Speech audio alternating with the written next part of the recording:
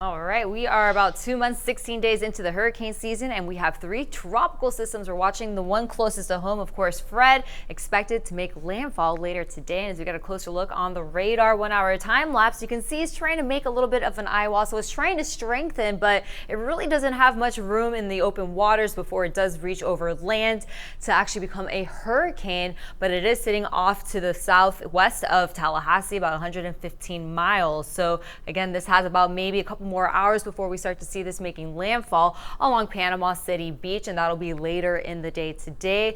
And then as it does get cut off from that water source, it will begin to weaken just as a big rainmaker, but it could dump about almost 5 to 8 inches of rainfall for the panhandle of Florida, at most 12 inches, and that rain will continue as far north as Ohio even, and even into Pennsylvania. But for us here locally, different conditions. It looks beautiful over in downtown West Palm Beach. The water's still very calm.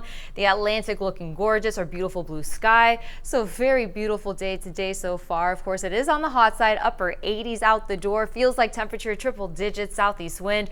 Definitely feeling like a summer day here as you step outside. And it feels so much hotter though over in Vero Beach, 104, 106 as it feels like temperature in Boca Raton. We have that rich, moist air mass in place, that tropical air mass. You definitely feel the difference, and that could also help trigger some heavy downpours later in the day today. Now, quiet conditions at home, and we do have a few spotty showers though, just working its way across Fort Pierce, Palm City. No thunderstorm activity just yet, but we could see some daytime showers and storms developing mainly inland, so that'll be west of the turnpike and west of the interstate, and just mainly along Lake Okeechobee. So rain chances today at around 20 to 30%. We're gonna see temperatures right around the 90s for this afternoon, and then we'll see temperatures dropping off only into the low 80s. So we're gonna stay pretty warm over the next 12 hours, but could wake up to a few spotty showers heading into your Tuesday morning. Let's take a look at the future track storm making landfall eventually as a tropical storm along the panhandle of Florida.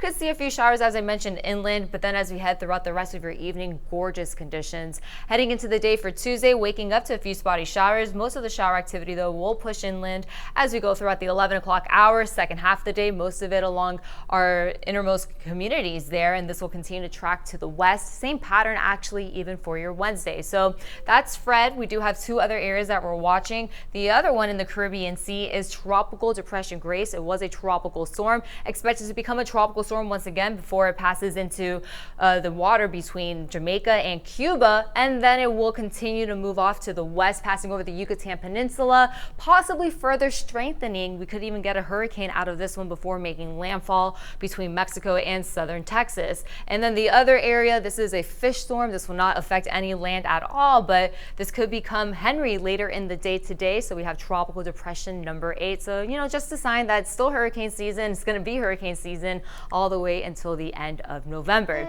So 90s today, Tuesday, Wednesday, and then by Thursday, we'll see temperatures slightly above average. We're going to see less rain across the area. It's going to be hot, steamy, and humid, but at least no tropical influence by this weekend.